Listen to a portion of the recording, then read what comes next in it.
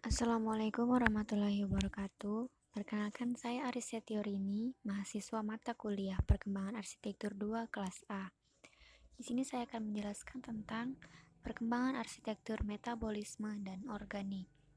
Langsung saja, arsitektur metabolisme. Metabolisme adalah gerakan arsitektur modern yang berasal dari Jepang dan paling berpengaruh di tahun 1960-an. Trennya kira-kira dari akhir 1950-an hingga awal 1970-an. Metabolisme kata menggambarkan proses memelihara sel-sel hidup. Arsitek muda Jepang setelah Perang Dunia Kedua menggunakan kata ini untuk menggambarkan keyakinan mereka tentang bagaimana bangunan dan kota harus dirancang meniru makhluk hidup. Rekonstruksi kota-kota Jepang pasca perang melahirkan ide-ide baru tentang masa depan desain perkotaan dan ruang publik. Arsitek dan perancang metabolisme percaya bahwa kota dan bangunan bukanlah entitas statis, tetapi selalu berubah, organik dengan metabolisme. Struktur pasca perang yang mengakomodasi pertumbuhan populasi dianggap memiliki umur terbatas dan harus dirancang dan dibangun untuk diganti. Arsitektur yang dirancang secara metabolis dibangun di sekitar infrastruktur seperti tulang belakang dengan komponen seperti sel yang telah dibuat sebelumnya dan dapat diganti dengan mudah, dipasang dan siap dilepas saat masa pakaiannya berakhir. Ide-ide Evan Tarke tahun 1960-an ini dikenal sebagai metabolisme. Sejarah metabolisme.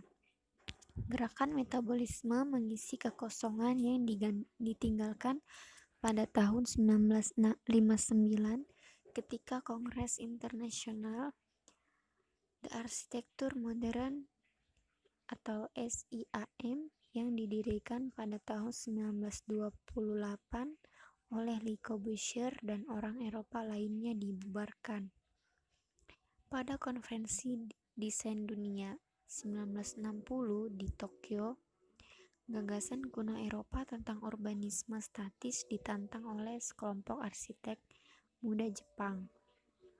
Metabolisme 1960 proposal untuk urbanisme baru mendokumentasikan ide dan filosofi Fumihiko Maki, Masato Otaka, Kiyonari Kikutake, dan Kiso Kurokawa. Banyak metabolis telah belajar di bawah Kenzo Tange di Laboratorium Tange Universitas Tokyo. Pertumbuhan gerakan.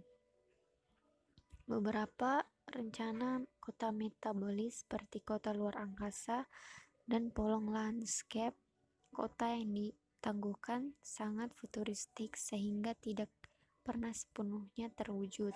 Pada konferensi desain dunia tahun 1960, arsitek mapan Kenzo Tange mempresentasikan rencana teorisnya untuk membuat kota terapung di Teluk Tokyo.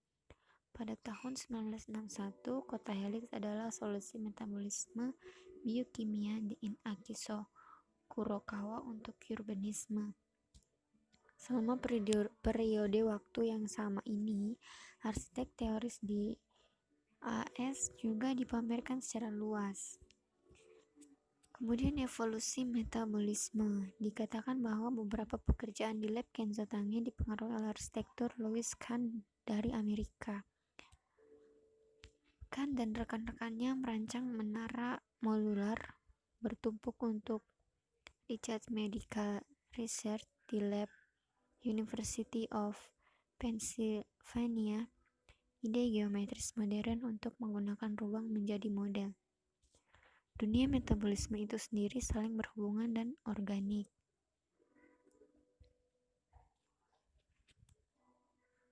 Akhir metabolisme. Peran internasional di Osaka, Jepang adalah upaya kolektif terakhir dari arsitek metabolis. Kenzo Tange dikreditkan dengan rencana induk untuk pameran Expo Setelah itu, arsitek individu dari gerakan tersebut menjadi mandir dan lebih mandiri dalam karir mereka.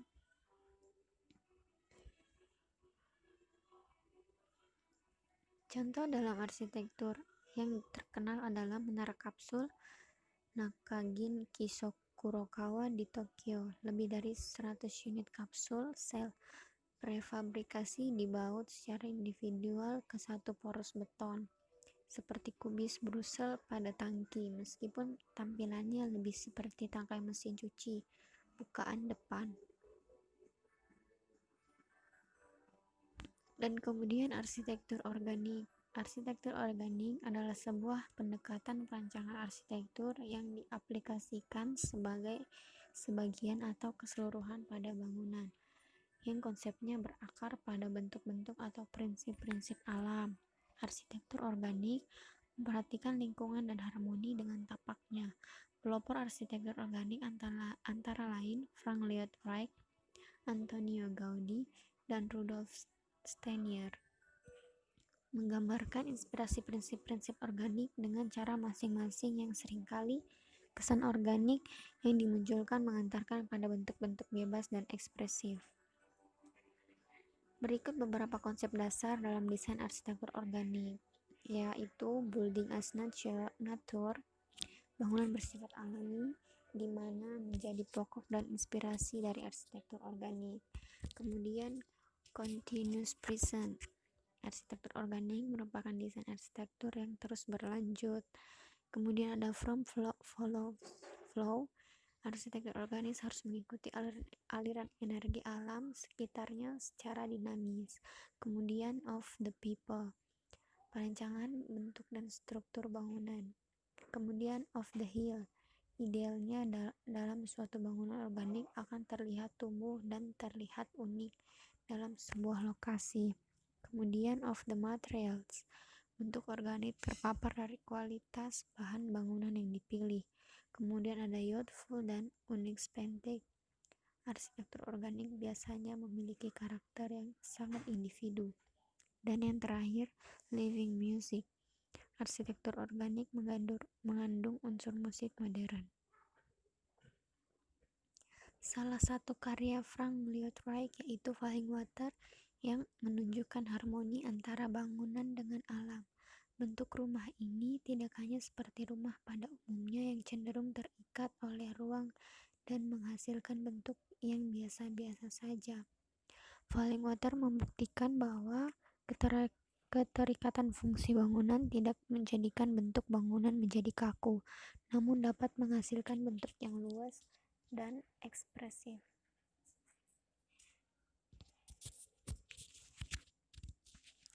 Merujuk pada konsep arsitektur organik yang terinspirasi atau dekat dengan alam, bangunan ini didirikan langsung di atas air terjun yang curam pada sebuah pedesaan. Bagian bangunan yang terkesan melayang dan menjorok ke air terjun adalah ruang keluarga. Air terjun tersebut menjadikan musik alami yang dapat terdengar di seluruh ruangan rumah. Batuan alam digunakan pada interior bangunan seperti lantai dan dinding, sedangkan kayu digunakan untuk perabot seperti kursi dan meja. Bukaan-bukaan besar seperti jendela pada ruangannya dirancang untuk merasakan keindahan alam dan juga dapat dijadikan sebagai masuknya penghawaan dan pencahayaan alami. Sekian, terima kasih.